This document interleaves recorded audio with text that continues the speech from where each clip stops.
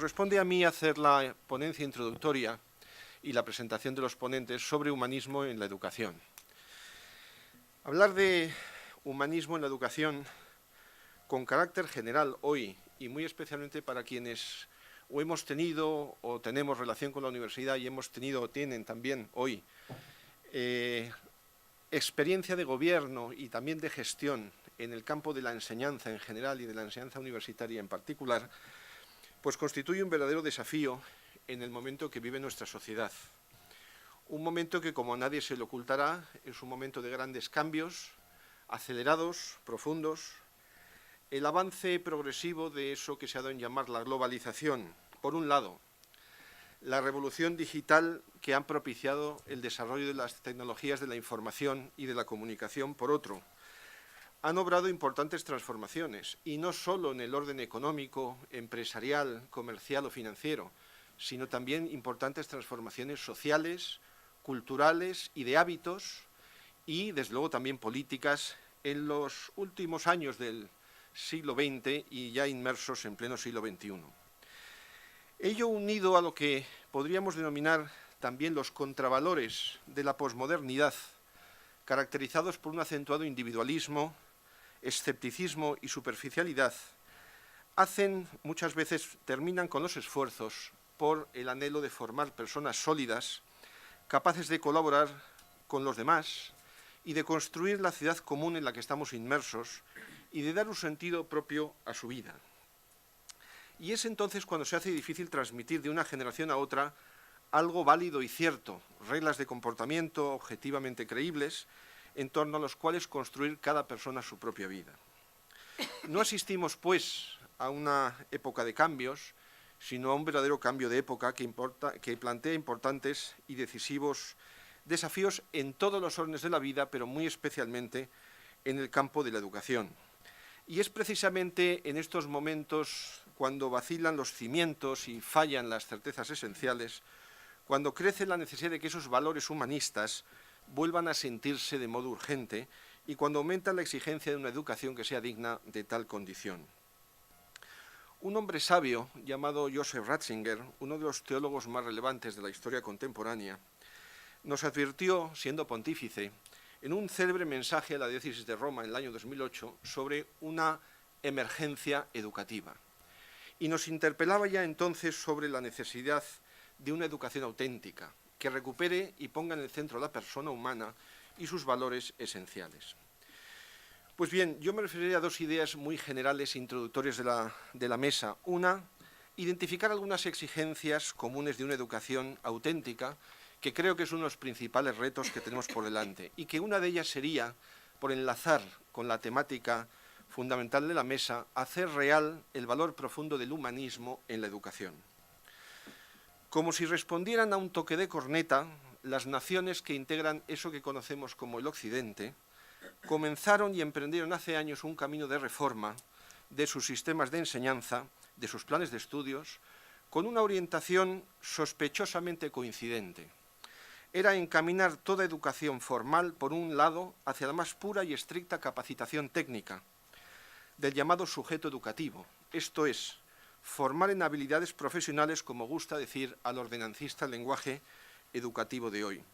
Y por otro lado, al rendimiento económico a base de implantar instrumentos estereotipados y burocráticos de evaluación y de control regidos por el pragmatismo e inspirados en una visión utilitarista de la enseñanza, desnaturalizando así drásticamente, a mi modo de ver, la verdadera misión de educar y disminuyendo, cuando no eliminando de facto, la presencia de las humanidades en la educación, de las lenguas clásicas, de la literatura, de la historia, de la filosofía, entre otros saberes humanísticos fundamentales en la escuela y también en la universidad.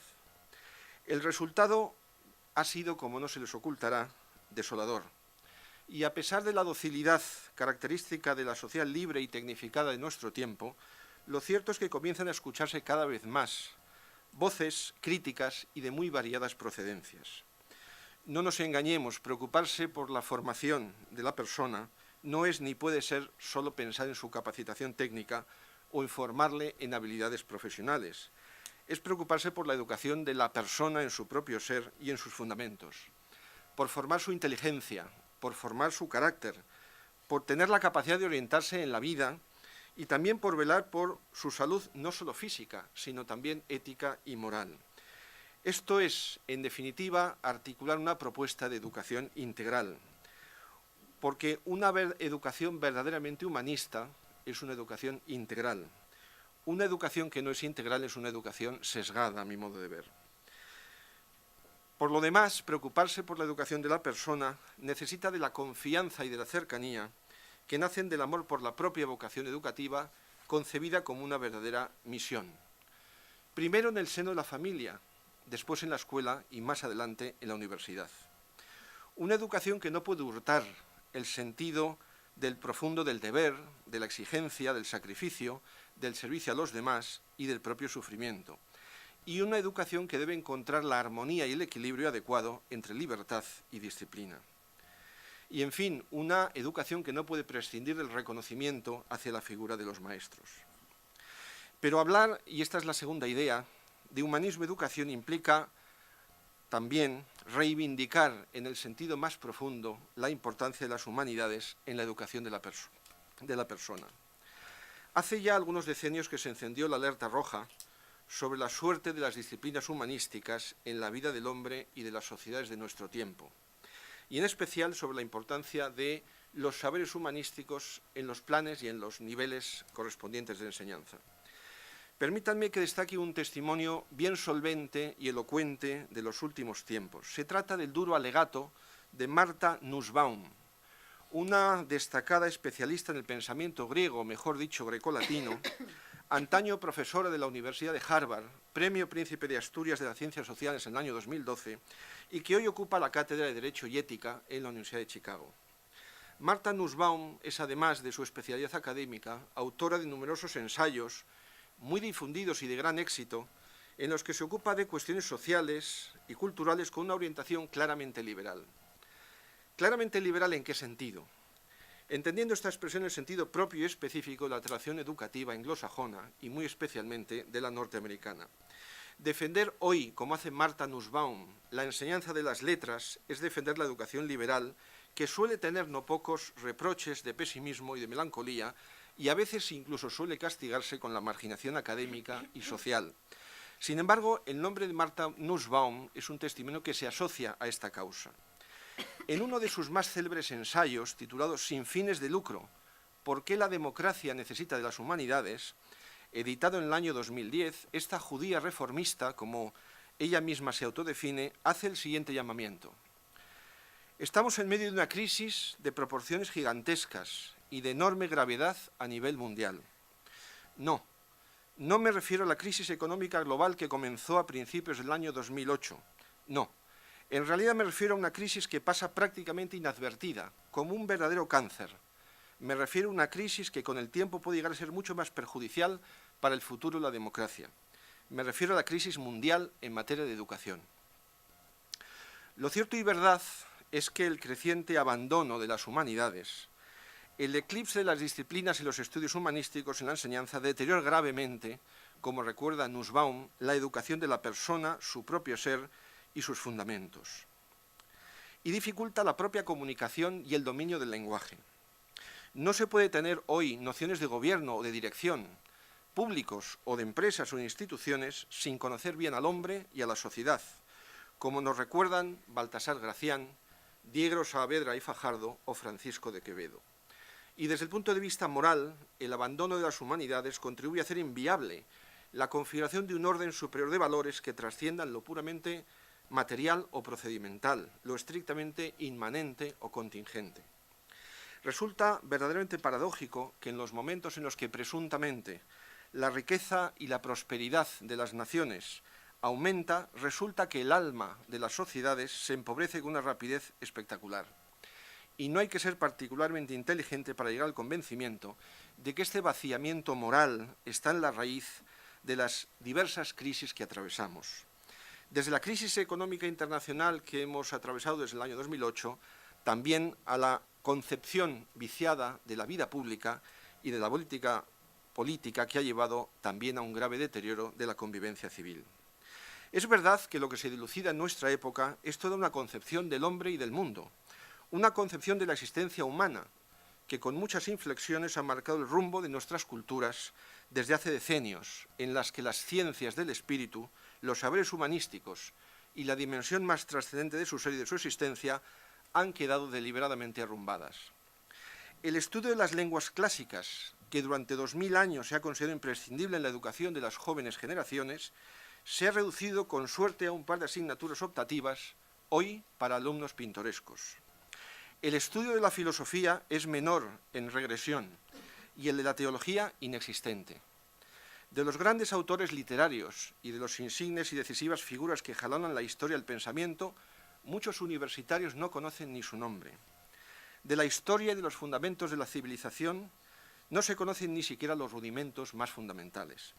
Y ya no falta quien, gracias a las nuevas tecnologías, se gradúa hoy en la universidad y entra en la vida profesional sin haber leído un solo libro en su vida.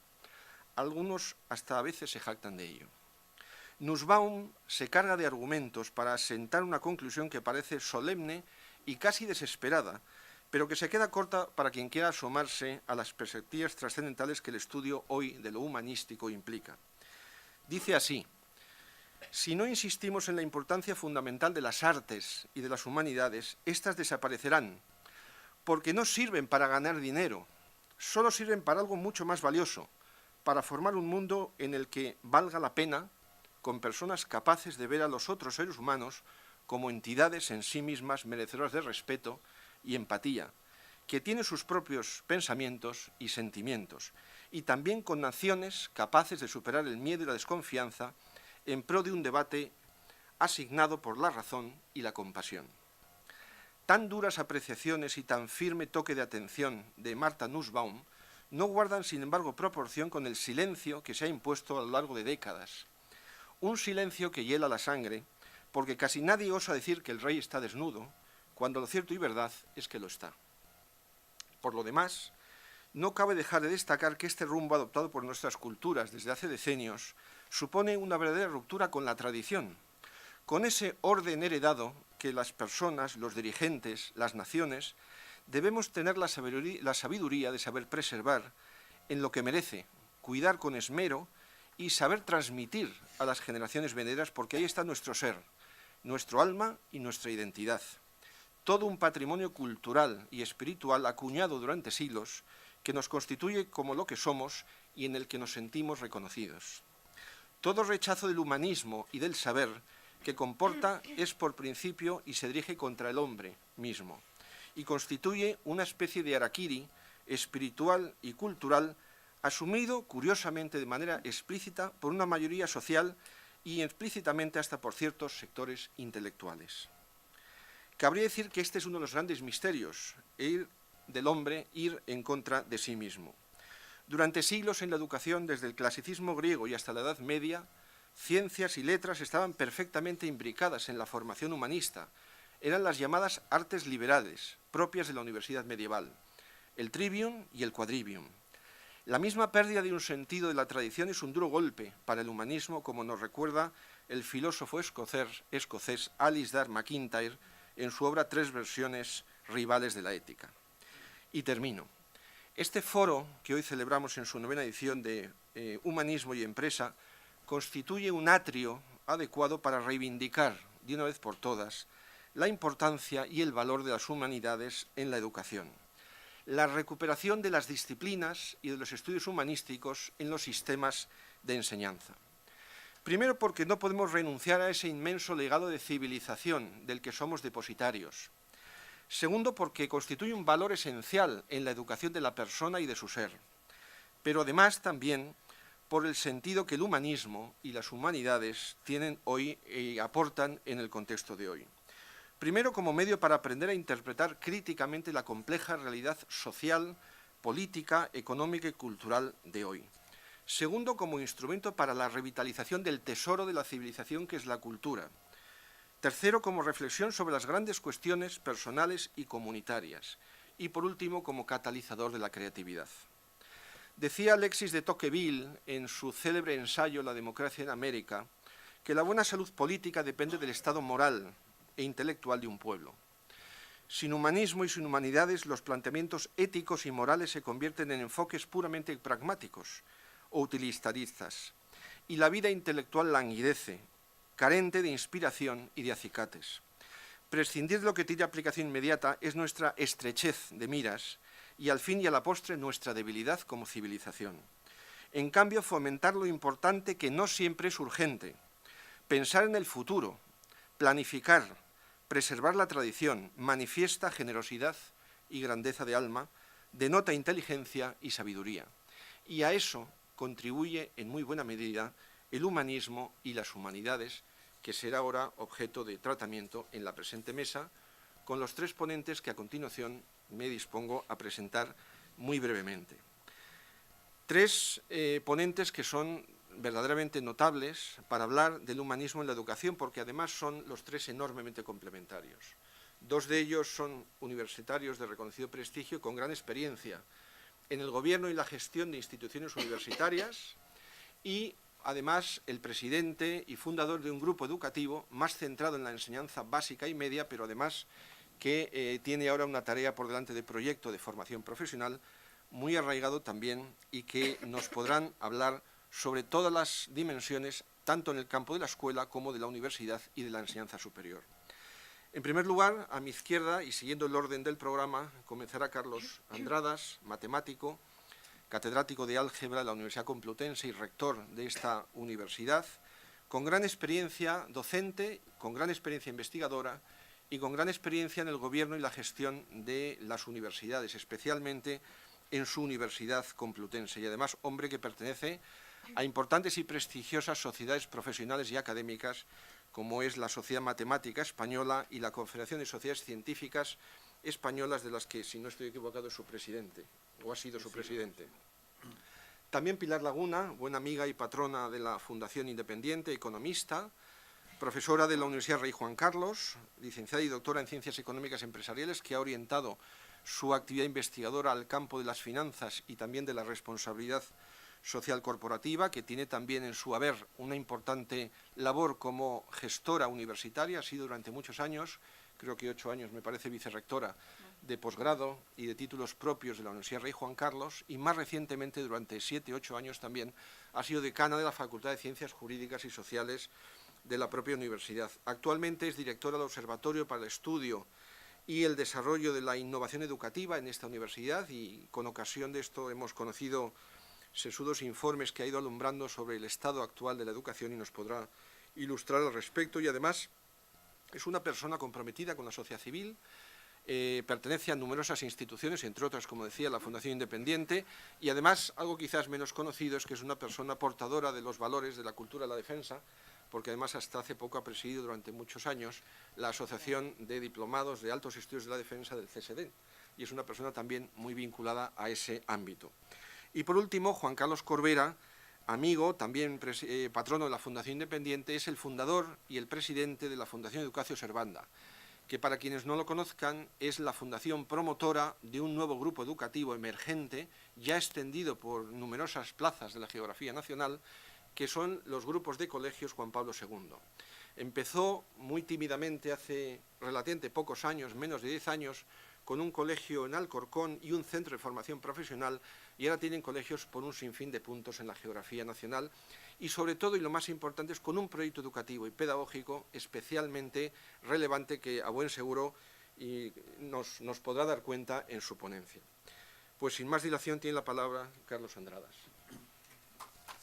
Ahora, bueno, espero que se me haya oído algo de lo de antes y no tenga que repetirlo, porque sería incapaz de hacerlo, ¿no?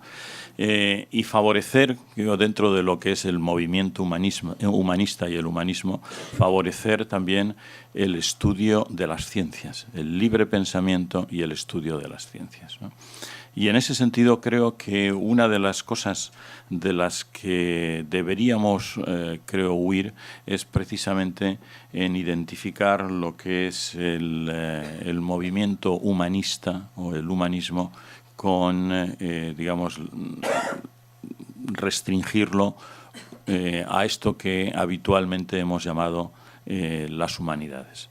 Porque creo que precisamente en esa unión en esa ruptura de esto que es verdad tradicionalmente se ha ido a llamar las dos culturas, creo que es precisamente donde podemos encontrar pues un resquicio de solución seguramente, o por lo menos de camino de avanzar hacia el futuro.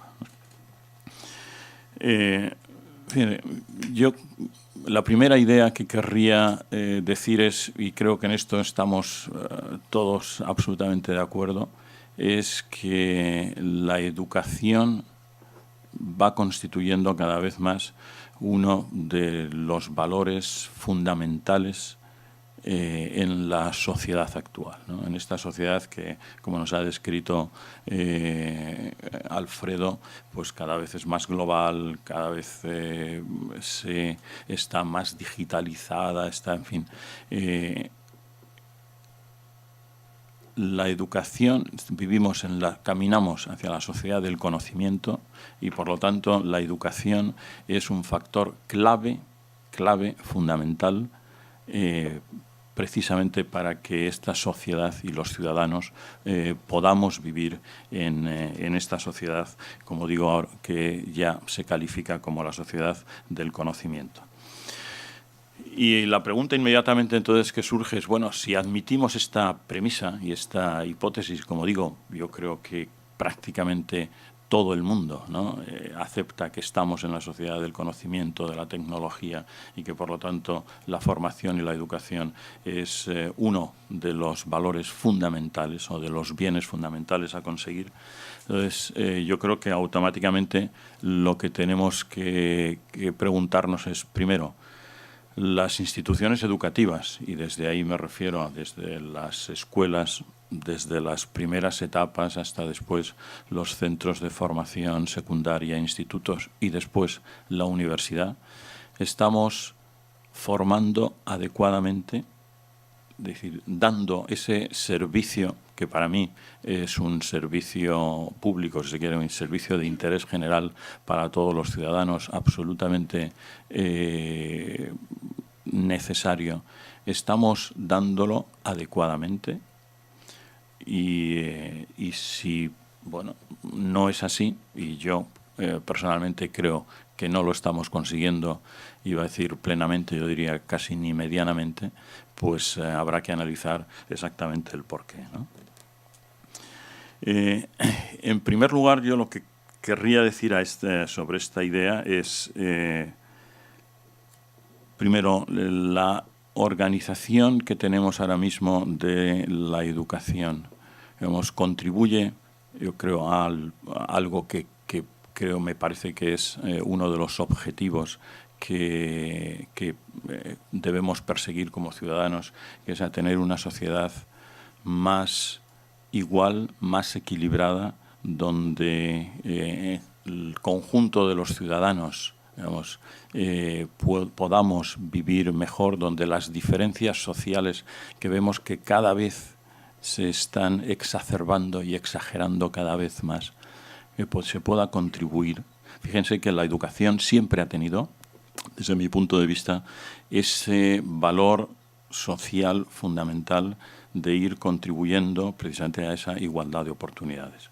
El origen de las escuelas, de la educación, tiene que ver precisamente con poner en el lugar social al alcance de todos algo que, si se mantiene simplemente en el ámbito absolutamente restringido, familiar, de grupos concretos, pues excluía de ello a una gran parte de la población.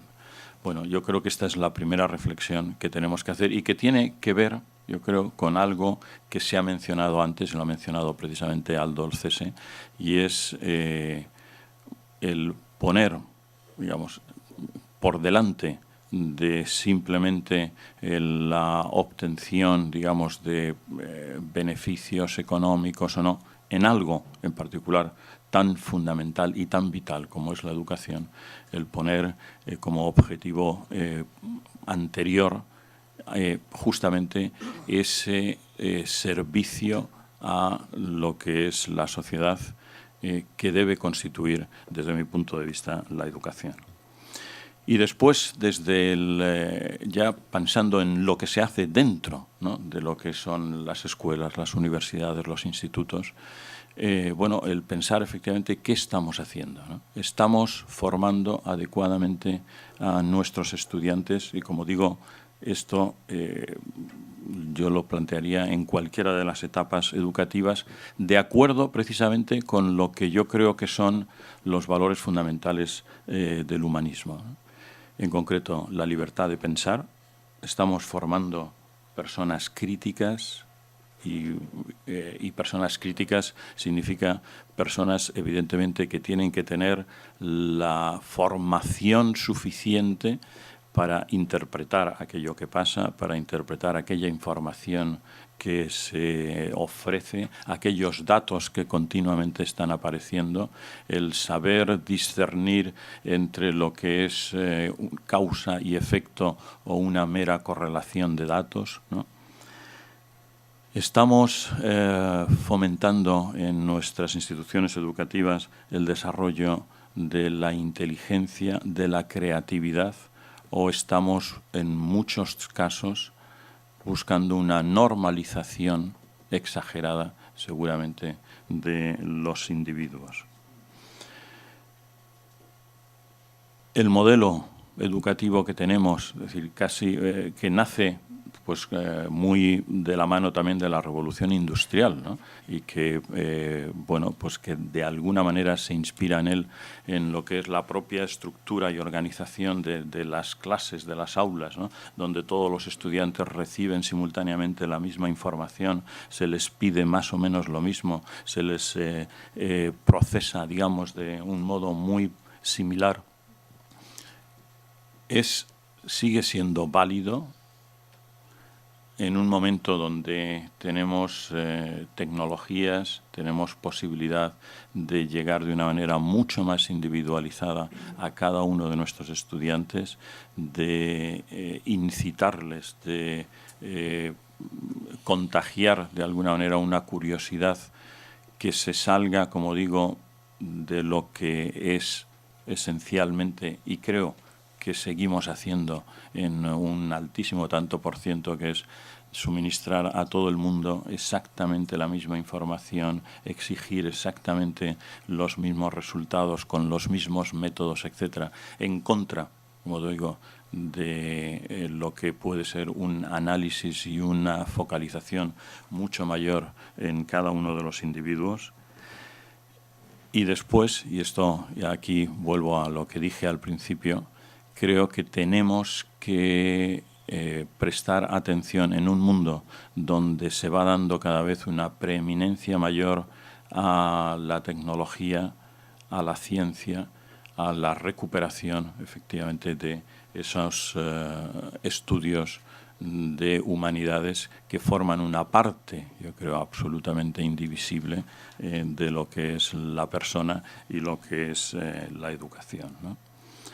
Fíjense que uno de los males, ¿no?, que normalmente se achacan siempre y que esto se nota hasta en la propia universidad, en nuestros estudiantes, es la falta de implicación o la falta de participación, la falta de discusión a veces en las propias aulas, ¿no?, en los debates. Y esto es algo que yo creo que hay que fomentar desde las etapas más primigenias de la educación. Y quizás yo creo que esto es algo en lo que nuestro sistema educativo, hoy por hoy, yo creo que no ha insistido lo suficiente, ¿no? Se ha mencionado antes también, y yo creo que tenemos un problema ahora mismo, y es dentro de lo que es la estructura educativa, y es que, miren, el otro día, perdón, voy a hacer un pequeño inciso, estaba participando en unas jornadas que se celebraban en la Real Academia de Ciencias, y eran unas jornadas entre un diálogo entre filosofía y ciencia, ¿no?, donde participaba la Facultad de Filosofía de la Universidad Complutense con la Real Academia de Ciencias, ¿no? Y el tema, aunque luego se habló en general de la filosofía y de la ciencia, pero en fin, el tema tenía que ver sobre la inteligencia artificial, ¿no? algo que ahora mismo está considerado posiblemente como el gran tema hacia el futuro, ¿no? Pero lo que se hablaba allí era de cómo habíamos ido interiorizando, ¿no? Precisamente seguramente a raíz de las grandes revoluciones científicas que ha habido, el ir reduciendo prácticamente todo a magnitud, es decir, aquello que se puede medir, que se puede contabilizar, ¿no? Y es evidente que de alguna manera hay que medir las cosas. Esto me parece que no podemos negarnos, yo creo, a algo que evidentemente ha supuesto además un avance, desde luego, descomunal en lo que es la ciencia, el bienestar, etcétera.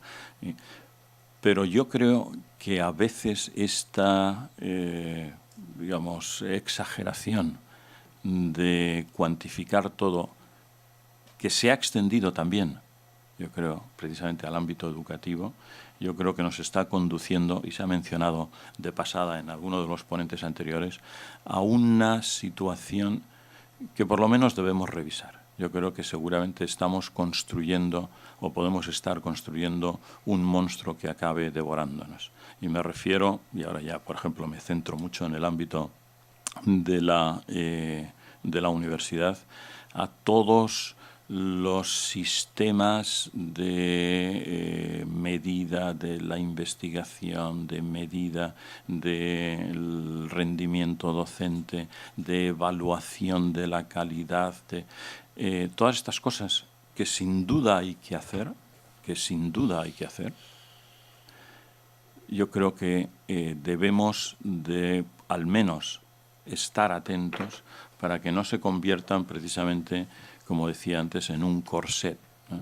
Donde el resultado final sea que se anula lo distinto, se elimina la creatividad y al final, digamos, se pierde, que yo creo que seguramente puede ser el resultado más dañino, se pierde lo que es la responsabilidad y el juicio cualitativo individual a la hora de juzgar, bueno, qué es mejor, qué es peor, si se debe apostar por determinados trabajos o no se debe apostar por otros. Creo que debemos también avanzar hacia esa eliminación, y también ha salido antes, que todavía yo creo que mantenemos excesivamente en nuestras etapas educativas, que es la compartimentación de los saberes. Me parece que esto es algo, y ya hay experiencias educativas muy importantes en otros sitios donde efectivamente se trabaja de otra manera, donde ya no se separa lo que es la clase de matemáticas de lo que es la clase de lengua y de lo que es la clase de química o de lo que ustedes quieran, sino que lo que se trabaja es precisamente en un intento de comprensión de un fenómeno. Y dentro de esa comprensión, evidentemente, pues hay que abordar aspectos matemáticos, aspectos cuantitativos, aspectos de modelización, pero también todos los aspectos sociales, culturales, que aquello que se está estudiando tiene y que es fundamental. Por lo tanto, la educación, desde luego, es ahora mismo, yo creo, y tiene que ser uno de los objetivos de servicio de interés general para todos los ciudadanos, que hay que cuidar, preservar y, como digo, impulsar. Segundo, hay que revisar cómo estamos haciendo esto, y si uno hiciera una foto ahora mismo de muchas de nuestras aulas en cualquier etapa del sistema educativo, vería que esencialmente, pues casi, salvo que en lugar de la pizarra y los mapas mudos, pues ahora se usan otra serie de cosas, pero que la estructura sería muy parecida a la de hace muchos años, ¿no? Y hay que revisar entonces qué es lo que se hace en las aulas dentro de este espíritu humanista que tiene que ser el despertar la curiosidad y el poner en valor justamente lo que nos hace humanos, globalmente a las personas. Para ello, y ya termino, creo que tenemos que acercar justamente lo que se hace en las aulas a la realidad, implicando a nuestros estudiantes en problemas reales. Ahora hay, por ejemplo, en la Universidad Complutense una iniciativa que está teniendo un gran impacto, que es la iniciativa de aprendizaje y servicio, es decir, de que aquello que se aprenda precisamente resolviendo problemas reales y concretos de la comunidad donde se inserta esa escuela, ese instituto o esa universidad. Y, finalmente, creo que tenemos que dignificar tremendamente, porque ahí es donde yo creo que nos jugamos el futuro, la profesión de profesor y darle la relevancia y el estatus social que yo creo que merece justamente a esos profesores y a esa profesión que yo creo que es donde nos jugamos realmente el futuro, ¿no? Y como espero tener ocasión después, pues aquí lo dejo. Muchísimas gracias. Pues gracias, Carlos. Tiene la palabra Pilar Laguna. Pues muchísimas gracias. ¿Está encendido? Sí, sí. Sí, ¿no? ¿Está encendido? No. Sí. ¿Sí? Estaba antes. Sí. Bueno, pues decía que muchísimas gracias. Buenos días a todos. Gracias a Aldo Olcese por organizarlo. Yo siento que recogiste muy bien el testigo de nuestro querido Ignacio, que es el que me trajo a todos estos temas, y de verdad que te agradezco mucho ese esfuerzo y ese empuje, porque hace mucha falta y no es lo habitual. De manera que muchas gracias por seguir con ese trabajo. Y gracias también por la invitación. Si algo una humilde profesora de universidad, después de pelearse con los dos lados de la educación, puede aportar, pues confío en que así sea y que les pueda ilustrar con algunas reflexiones también con todos mis sombreros, porque al final, si estamos hablando del ser humano, pues uno no puede desligar sus distintas actividades de lo que es y de lo que hace y de cómo piensa y de cómo actúa en su quehacer cotidiano, ¿no? De manera que gracias y confío en que pueda aportar algo en esta jornada. También quería felicitar por el orden. Como están puestas las mesas, sé que no es casual, porque lo que hagamos en educación va a ser determinante para lo que luego pase en tecnología, en sanidad, en salud o en empresa, en finanzas y en cualquier otro área y en cualquier otro sector, en cualquier otra actividad. Lo que hagamos en educación y lo que hagamos desde que nacen, pues será determinante para lo que después pase. Yo cuando me plantearon hablar de humanismo y educación, pues de verdad que sentí un cierto compromiso, porque al final yo no soy experta en humanismo, voy a dejarlo en ese carácter genérico, pero sí que creo que de alguna manera puedo hablar desde una visión humanista de las cosas. Y para mí, si hablamos de humanismo y de educación, nos estaremos refiriendo al ser humano y al valor que le debemos dar en cualquier ámbito. En mi caso concreto, que me toca hablar en el ámbito de la educación.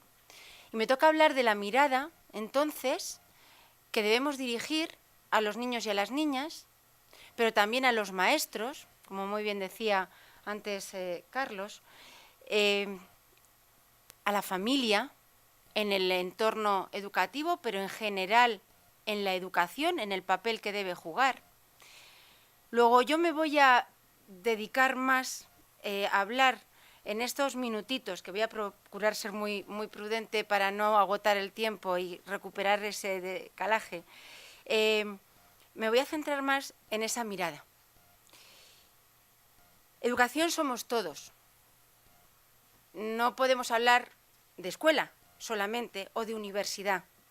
Tenemos que hablarlo con una visión mucho más general. Y entonces, pues tenemos que hablar efectivamente del papel que debe jugar la escuela en la educación, el que debe jugar, la familia en la educación, la escuela en la educación, pero también el que deben jugar los medios de comunicación, las redes sociales, Internet, las empresas, es decir, del papel que en educación jugamos la sociedad como tal. Porque al final, todos y cada uno de nosotros tiene su punto de responsabilidad, tiene que cubrir su cuota de responsabilidad. El sistema actual, me van a permitir que sea un poco cruda, pero mírenlo con un sentido ya también optimista, es decir, qué hacemos y qué podríamos hacer, dista mucho de ser humanista, porque ha quitado la mirada del individuo, ha mirado a otras cuestiones. Yo te oía hablar del sujeto educativo, decía, Dios mío, esos son los niños y las niñas, que se les caen los mocos, que hay que limpiarles la cara, que tropiezan y que hay que levantarles, que emocionalmente se rompen porque hay alguna adversidad temprana. Ahí es donde tenemos que poner la mirada. Y digo que dista mucho porque el sistema actual es un sistema que no es integrador, que no atiende a la diversidad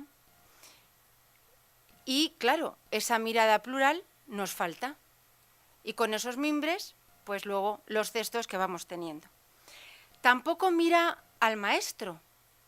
Tampoco mira al maestro ni en su formación de la que somos responsables las universidades, en cómo adquieren esa formación, tampoco en su formación continua, tampoco en su capacitación, tampoco después en su posición dentro de la escuela y dentro de la sociedad. También hemos quitado la mirada del maestro, lo hemos convertido en un sujeto productivo y de alguna forma pues también el resultado, porque van a ser elementos pues inspiradores y elementos para la educación. Pero es que claro, esa sería una visión, esa sería una pata de esa mirada humanista de la educación, cómo estamos mirando al individuo, al ser humano, y por otra parte es qué estamos haciendo efectivamente en educación, que no estamos dotando de las herramientas, que no estamos cualificando, que no estamos preparando desde los 0 años para tener esa mirada humanista. Claro, luego pasa lo que va pasando. ¿Y de qué estoy hablando? Pues estoy hablando de todos los problemas que nos encontramos de convivencia, cada vez mayores, y ahora ya voy a hablar de la escuela, pero también de la universidad, los problemas que tenemos de violencia, de acoso. Nos tendríamos que parar a pensar qué es lo que está ocurriendo para que eso se esté produciendo. Y eso no está en el contenido, no está en las matemáticas, o en la lengua, o en la geografía e historia. Está por debajo. ¿Qué está ocurriendo? También en cómo estamos estructurando el sistema. Efectivamente, es un sistema empeorado de hace más de 50 años. Digo empeorado porque el contexto ha cambiado, la sociedad ha evolucionado, pero la escuela en muchísimas ocasiones no lo ha hecho con la sociedad. Y el sistema, por supuesto, no mira al individuo, pero es que además ni las materias con las que se construye esa formación integral del individuo pues se han ido de alguna manera centrando en un uso utilitarista de la educación, pero no en esa formación integral. Y por otro lado, la metodología. Los alineamos. Efectivamente, el niño que por sí es curioso, inquieto, que tiene ganas de aprender, el sistema lo que hace es alinearle, mata su creatividad. El español, que por naturaleza, por definición, es ingenioso, sabe resolver problemas, buscar alternativas, vemos que paulatinamente en el sistema educativo vamos haciendo que eso muera. Y es parte de esta responsabilidad, de esa mirada, como decía. Luego también pensemos, y esto está muy fundamentado científicamente, desde la neurociencia, desde cómo se integra el conocimiento, de cómo se aprende, cómo se enseña a aprender, no matando esa creatividad. O sea, la metodología también es muy importante. Pero es que además el sistema educativo ha invertido el orden que a mi juicio debería seguir. se ha centrado en los contenidos. Y yo cuando oigo el debate del Pacto por la Educación, si dices que saben pocas matemáticas, más matemáticas. No nos hemos parado a pensar en que el sistema no se puede basar en los contenidos, sino que debe empezar la casa realmente por los cimientos. Y debemos hablar primero de valores, después hablar de competencias, y cuando tengamos una persona buena, consciente de la importancia del ser humano y de lo que eso supone, y luego lo hagamos competente y desarrollemos todas esas competencias que va a necesitar para su vida personal o profesional, podrá aprender cualquier contenido, será mucho más sencillo. De manera que a mí me gustaría que reflexionáramos sobre esa ecuación que hemos alterado y que es importante recuperar. El sistema, y nos llegan así a la universidad, cuando un profesor intenta cambiar la metodología en el aula, haciendo que se paren a pensar, a fomentar el espíritu crítico, el pensamiento crítico, el debate, pues ya viniendo de algunos centros es verdad que notamos que hay cierta corriente en ese sentido, pero confrontan con otros que no vienen de determinados centros donde eso ni está ni se espera. Te piden, deme usted los apuntes, dígame los libros, a ver qué tengo que hacer para el examen. De manera que ahí, ¿cómo estamos fomentando de nuevo, parémonos a pensar en esas competencias que son tan necesarias? A mí me gustaría hacer un paréntesis. Hay un programa que ha puesto en marcha la Comunidad de Madrid para niños de 0 a 6 años y se llama Educar para Ser. Y es precisamente educar en valores. Es que no se los vamos a enseñar nosotros en la universidad. Alguno podremos transmitir, pero cuando lleguen a la universidad lo vamos a tener muy difícil. Es que necesitamos empezar con los 0 años. Empezamos en la familia y empezamos en la escuela. Educar para Ser, de verdad que les recomiendo que lo miren porque es muy interesante. Y en ese sentido, claro, me gustaría hacer otra reflexión más de las consecuencias del sistema educativo que tenemos, que ha desviado su mirada, ha perdido esa mirada humanista, ¿no? Esa mirada del ser humano.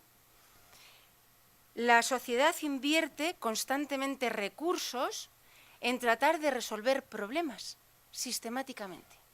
Y tenemos el ejemplo de la igualdad, de la violencia de género, de la brecha salarial.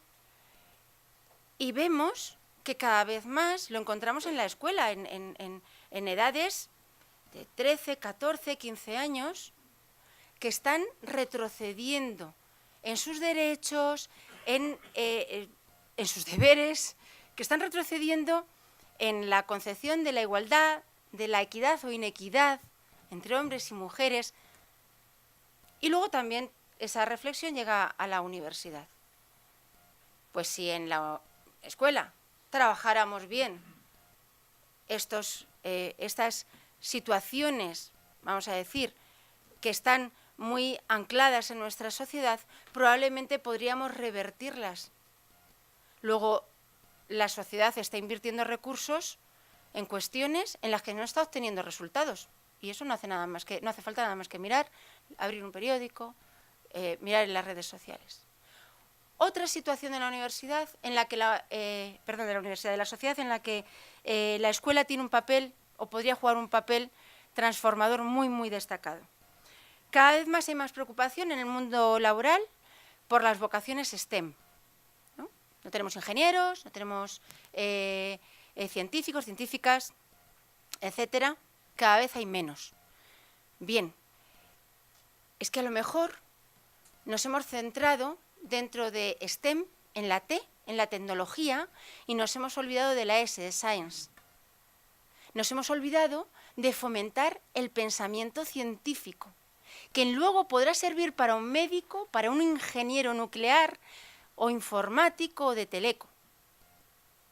Podrá servir para porque servirá para el individuo, para tener la capacidad después de valorar si cuando se tiene que enfrentar a un dilema dentro de una empresa, del tipo que sea, las decisiones que va a tomar, las consecuencias, las implicaciones sobre el ser humano. Y es importantísimo. Mirado, de verdad, cuando hablamos de STEM, empezando por la ESE, empezando por la ciencia, por el pensamiento científico, que es fundamental. Y es precisamente en la escuela donde tenemos la responsabilidad de desarrollarlo, para que luego vaya creciendo, a medida que crecen ellos. Otro problema es la salud, nuestros hábitos de vida, el impacto que tiene en la economía española, planetaria, mundial, es tremendo, porque no somos capaces de fomentar esos hábitos de vida que son saludables. Y no hablo de solamente una buena alimentación, es mucho más. Y la escuela debe jugar un papel fundamental, porque no estamos pensando en la salud física, estamos hablando de la salud moral, como decías, la ética, la emocional. Y la escuela ahí también puede jugar un papel determinante. O una sociedad más igualitaria, lo decías también, rector, una sociedad más igualitaria, efectivamente. Hacemos grandes profesionales, pero ¿para qué? ¿Cómo van a intervenir? ¿Cómo van a mirar luego ellos a la sociedad? Si no se lo hemos enseñado nosotros desde dentro de la propia escuela o de la universidad. Como ven, simplemente reflexiones desde esa posición privilegiada que tenemos en el Observatorio de Educación de la Universidad, porque conseguimos hablar con toda la sociedad sobre estas cuestiones que ocupan y que nos ocupan y que pensamos que son especialmente importantes. ¿Se puede hacer desde la universidad? Parecía que cuando llegan a la universidad ya no podemos hacer muchísimas cosas. Lo primero, la responsabilidad de cada uno. No esperemos a que haya un pacto por la educación o haya un cambio de normas, de leyes, porque eso tendrá o no que llegar y llegará. Es importante la responsabilidad del individuo, lo que cada uno desde su implicación en la sociedad puede hacer y de lo que en su desarrollo profesional también puede hacer. Yo creo que es especialmente relevante tomar conciencia de la responsabilidad individual, que algunas veces lo dejamos todo en la colectiva. Y en este sentido, yo creo que es importante la acción que se emprende siempre desde la Fundación Independiente, ¿no? Apelando a la responsabilidad que como individuos tenemos en la sociedad. Y como decía, podemos hacer cosas efectivamente, podemos ayudarles a que cambien esa mirada a nuestros jóvenes, por lo menos hacerles reflexionar. Es lo que hacemos en la universidad, tenemos en todos los grados, entre primero o segundo curso, una asignatura en la que les hacemos pararse a pensar precisamente en estas cuestiones. En unas ocasiones se llama responsabilidad social, en otras principios jurídicos básicos, deontología, etcétera, etcétera. Pero lo importante es que tengan un espacio en el que se puedan parar a pensar y que nosotros les podamos ayudar a cambiar la mirada y devolverles la mirada en el ser humano, para que después, sea cualquiera su desempeño profesional, no se olviden de que no todo vale, de que podemos tener un papel distinto en la sociedad. Y efectivamente, con otras metodologías, como pueda ser el aprendizaje servicio, el aprendizaje cooperativo, por proyectos, donde podemos ayudarles a que empiecen a mirar de otra manera. Yo creo que si todos ponemos la mirada en el ser humano, ya sea en la escuela o sea en cualquier ámbito de actuación, pues probablemente podamos transformar, si no todo, algunos de los temas que aquí durante estos días, estas horas se van a debatir. Muchísimas gracias.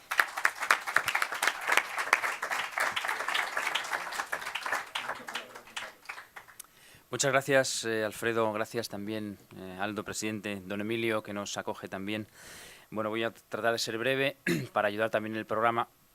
La mejor definición que han hecho, que yo he escuchado de nuestros grupos educativos, mejorando la presentación que tan amablemente nos ha hecho Alfredo, nos la dio una señora de 83 años, abuela de un alumno de nuestro primer colegio, que resumió magistralmente, a mi juicio, varios años de estudio de pedagogos, psicólogos,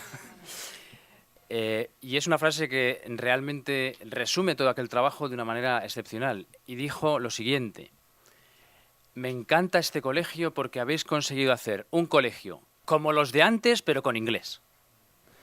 Me pareció un resumen perfecto de lo que nosotros queríamos hacer desde el principio, ¿no? No voy a aburrirles para nada con hablar de mi libro, ¿no? He hecho un esfuerzo de abstracción de un modelo concreto educativo, que desde luego es humanista, para mostrar las características que a mi juicio cualquier proyecto humanista debe tener, que después se particularizan a medida que vamos aterrizando en aspectos más concretos, pero en general, a mi juicio, no puede existir ningún proyecto educativo o cualquier otro que tenga una característica, una visión humanista, si no se tiene en cuenta una cuestión absolutamente clave y fundamental, sin la cual no existe el proyecto humanista, y es el reconocimiento de la dignidad intrínseca y constitutiva de la persona humana. Si no hay este reconocimiento, cualquier cosa que hagamos después fracasará, porque es la clave, la piedra angular de cualquier edificio humanista, sea en la empresa, sea en la educación, sea en la sanidad o sea en cualquier otro sitio. Si no se reconoce esta dignidad intrínseca y constitutiva de la persona, no podemos construir un proyecto humanista. Y además de la persona, aunque aparentemente esté incompleta, porque a veces tenemos personas que tienen unas características generales, pero hay otras personas que tienen alguna incapacidad o alguna discapacidad y por lo tanto no podrían ser consideradas desde un punto de vista objetivo, meramente de observación, como una persona completa. Sin embargo, lo son, porque la dignidad no se la da la capacidad que tiene la persona o las características que tiene la persona. Se la da el hecho de ser persona. Esto hace uno de los 5 puntos que yo voy a tratar de explicar muy brevemente, de donde se extrae un proyecto que debe atender estos 5 puntos para realmente ser humanista. De esta visión de la dignidad intrínseca de la persona se colige la primera característica y es la insalvable diferenciación entre las cosas y las personas. Una cosa, cuando sale de fábrica, está totalmente terminada. Una persona está totalmente terminada en el segundo antes de morir. La persona está en permanente construcción, en permanente cambio, en permanente evolución. Una cosa, cuando se rompe, se tira a la basura. Una persona, cuando muere, se la entierra. Y además, si nos remontamos a las primeras civilizaciones, los monumentos donde se enterraban las personas hablan mucho de la humanidad de las civilizaciones, ¿no? Es decir, las personas no pueden ser consideradas como cosas. Me encanta la expresión del Papa Francisco cuando habla de la cultura del descarte, ¿no? Yo que soy jugador de mus, buen jugador de mus, como todos los jugadores de mus, aunque hayan empezado ayer, me viene a la cabeza rápidamente, pues esto, cuando estás jugando al mus y tienes 4 naipes en la mano y te ha tocado 4, 5, 6 y 7. Bueno, los descarto, ¿no? Las personas no son naipes en manos de un empresario, en manos de un médico, en manos de un profesor. Las personas, por esta dignidad que decía antes, no pueden ser descartadas como si fueran naipes, ¿no? Porque hasta un 4, que es una malísima carta para el mus, oye, combinada con un 7 y con 2 reyes, pues tienes un buen juego. Es decir, las personas no son cosas, no pueden ser descartadas como tales.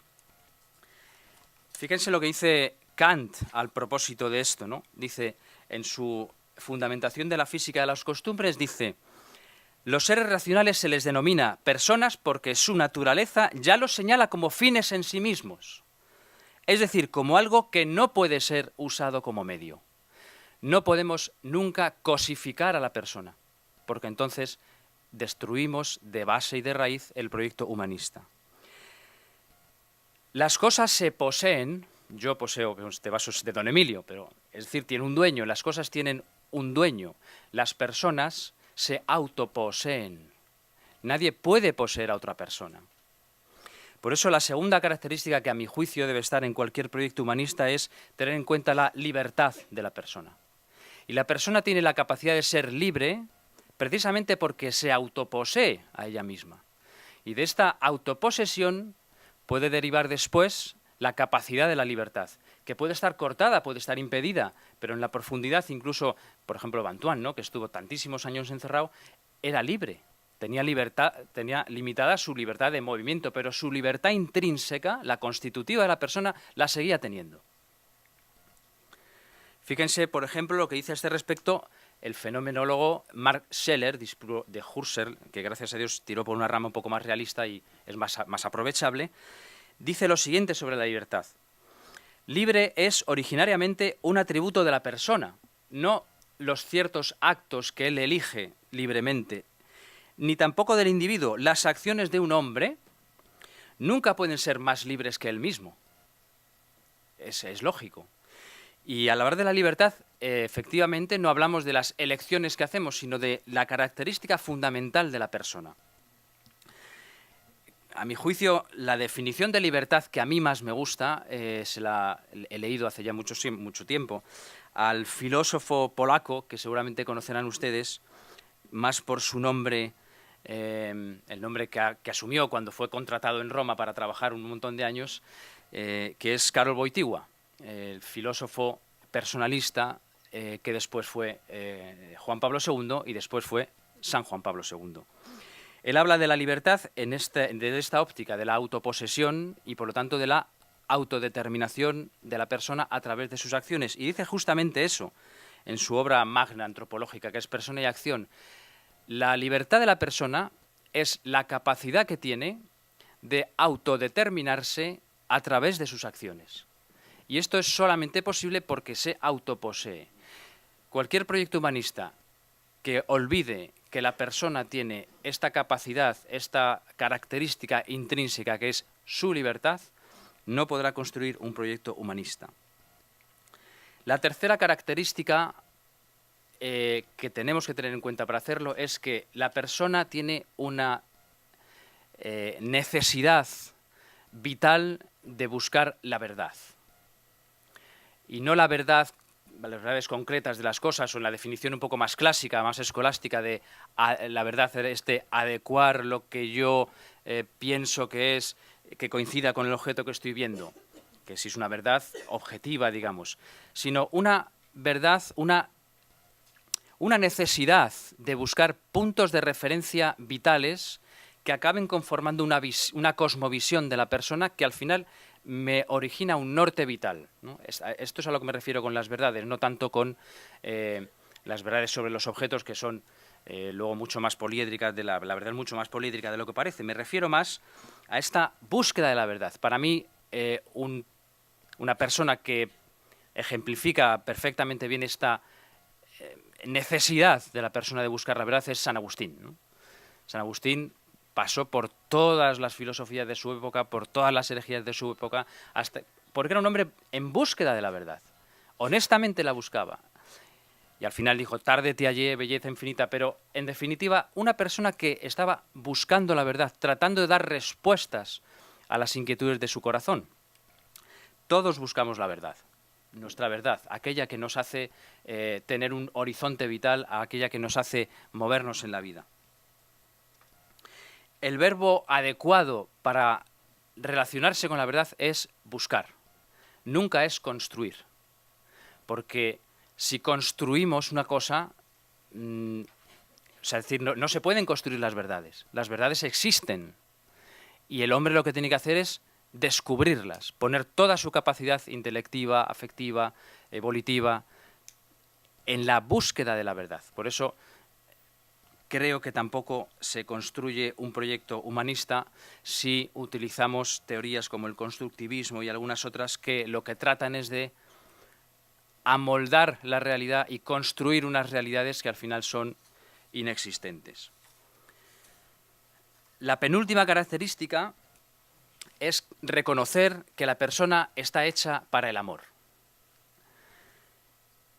El corazón de la persona como centro y raíz fundamental del mundo afectivo.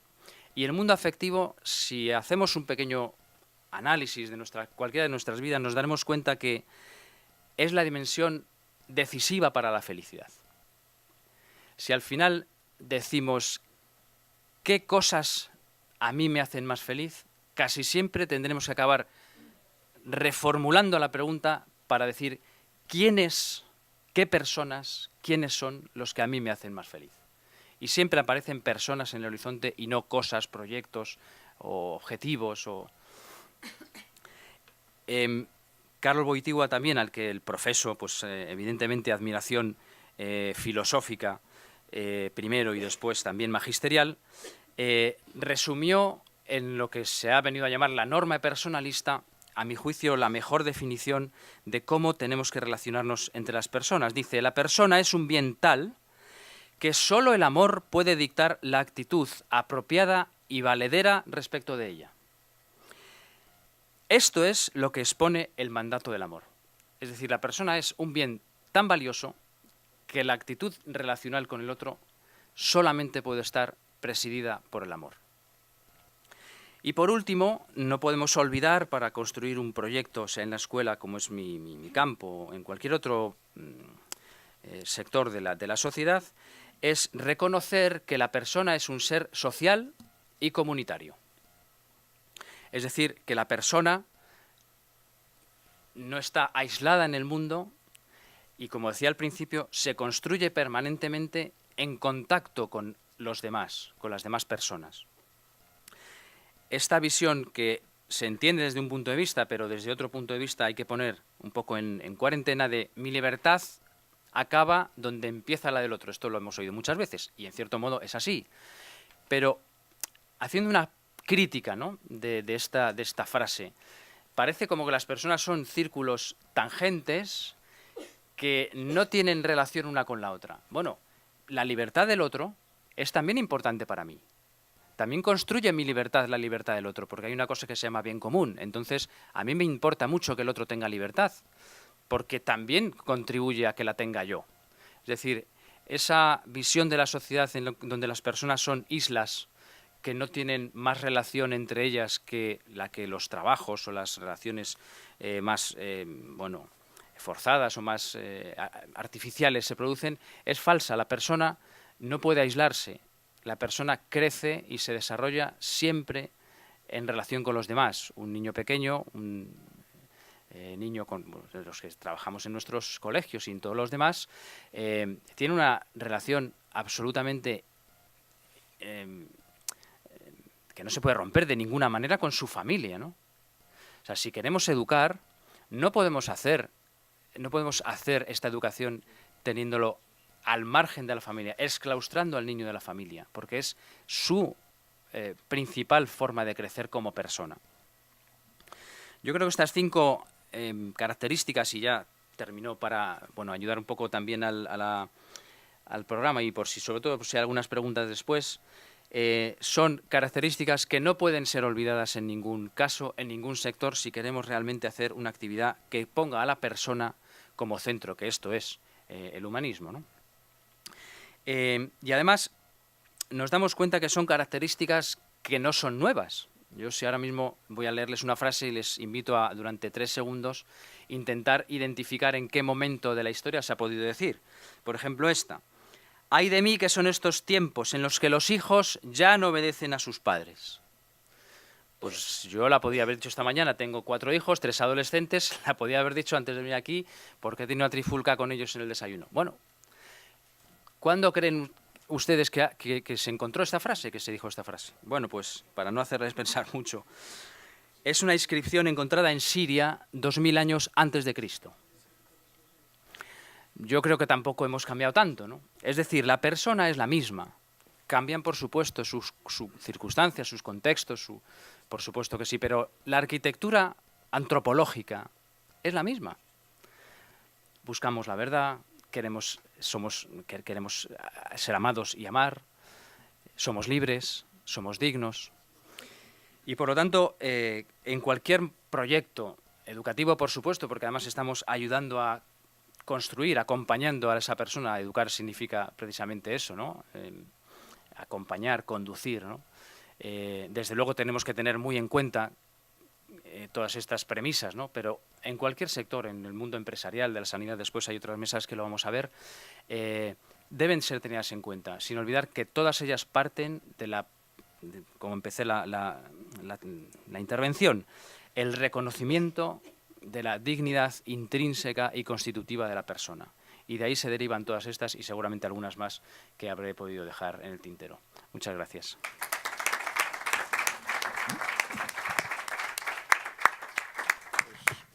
Muchísimas gracias a los 3 y vamos a abrir un turno de intervenciones. Si cualquier persona que quiera intervenir, si es tan amable, se identifica y plantea las observaciones y preguntas que tenga bien. Pilar. Mientras se animan, telegráficamente, sé que no querías usar el término, estoy convencida, pero creo que es importante. Incompleto no hay nadie, aunque sea discapacitado. Yo no sé pintar, pero mi hijo que tiene una discapacidad intelectual pinta como nadie, ya expuesto en Casa de Vacas. Esa es la esencia. Todos somos completos, con nuestras luces y nuestras sombras, con unas u otras capacidades. Yo, si me quito las gafas, total, las otras capacidades pasan a otro término. Sé que no lo querías utilizar, pero necesitaba decírtelo. Perdona. Gracias, Pilar. Sí, allí Ángel. Que la utopía de hoy será la realidad del mañana. No. La utopía de hoy es la utopía del mañana. Esperemos que perfeccionar. Yo doy la enhorabuena a todos los que han hablado, pero creo que estamos persiguiendo una función necesaria, pero imposible, de alguna manera. Y ahí los docentes tenemos que examinarnos profundamente. Es inevitable que pretendamos transmitir nuestros valores, es incluso necesario. Cuando ya hablamos desde grupos, no hay grupo humano que no pretenda imponer sus valores. Estamos en vísperas de unas elecciones.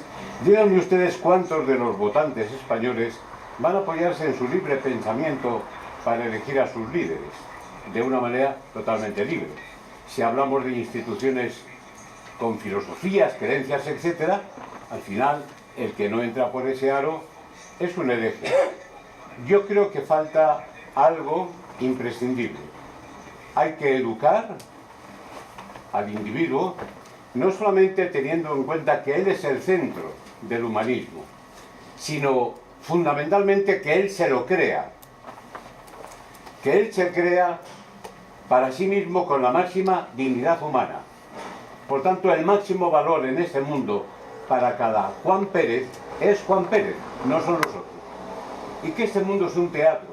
Y eso fue dicho por Calderón de la Barca o por el poeta de mi tierra, al que recito todos los años, Jorge Manrique, que decía que a papas, emperadores y prelados así los trata la muerte, como a pobres pastores de ganados. Y termino diciendo lo siguiente: hay que educar a los niños partiendo de una tradición, no se puede comenzar de cero, pero hay que llevarles a que acepten la inseguridad hasta la muerte, porque ahora vemos como en un espejo. Solo después, si hay después, como algunos creemos, veremos cara a cara. Hay que educarles en el riesgo y hay que educarles en la búsqueda de la verdad, sabiendo que todas las verdades que cada uno reconocemos y que han de ser firmes y son necesarias, han de estar cubiertas con una finísima capa de oro de 24 quilates, el oro de una cierta provisionalidad, porque de lo contrario nunca habrá posibilidades de dialogar. De diálogo habrá todo el mundo.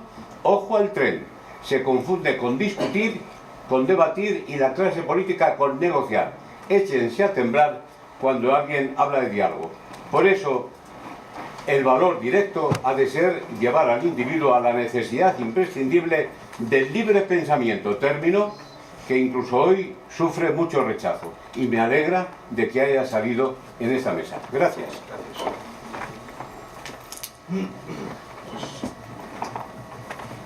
No, simplemente decir que comparto mucho de lo que dice, pero yo añadiría un pequeño matiz, y es que Juan Pérez tiene que ser también consciente de que tan importante como él es Antonio Fernández. José Luis.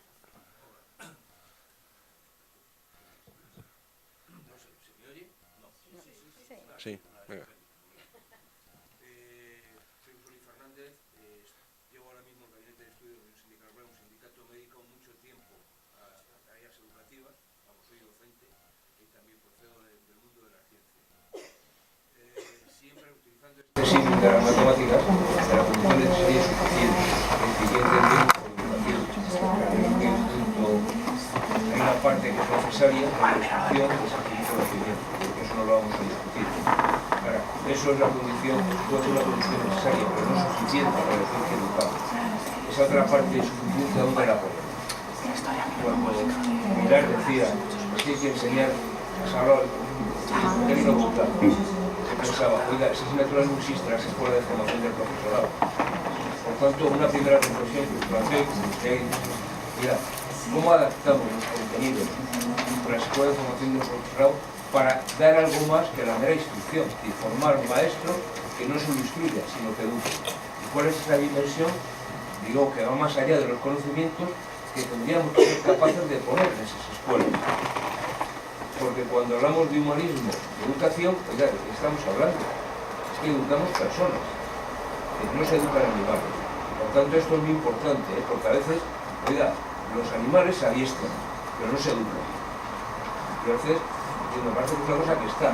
Yo creo que mi reflexión tiene que ver cómo formamos especialmente a los maestros, para que tengan esa capacidad de educar, y luego lo que tiene que ver con la autonomía de los centros educativos y también de la autonomía universitaria, precisamente para no tener, si es posible, conductas miméticas en los centros de formación, centros de educación, tanto, digamos, primaria, secundaria o universitaria, ¿no?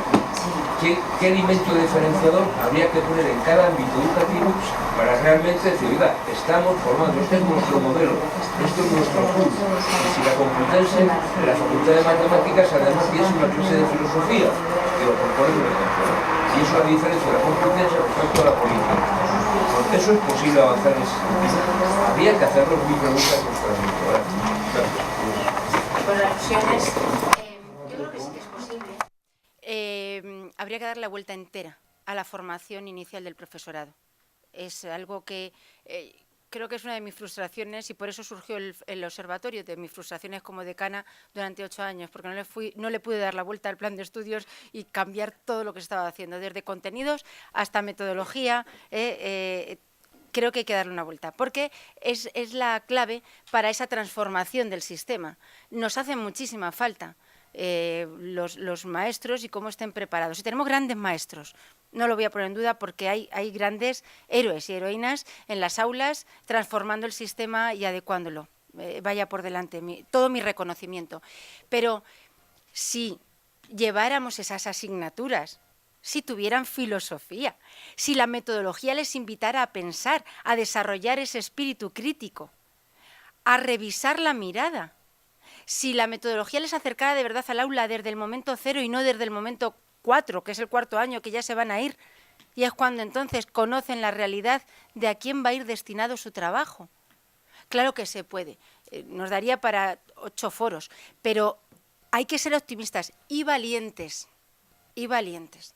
Y yo creo que ahí está la clave, por supuesto que es importantísimo. Muchísimas gracias. Pido disculpas porque sé que hay 2 peticiones de intervención, pero arrastramos un cierto retraso y por consideración a los demás debemos dar por terminado esta mesa. Gracias a los intervinientes por sus aportaciones y a todos ustedes muchísimas gracias por su presencia. Gracias.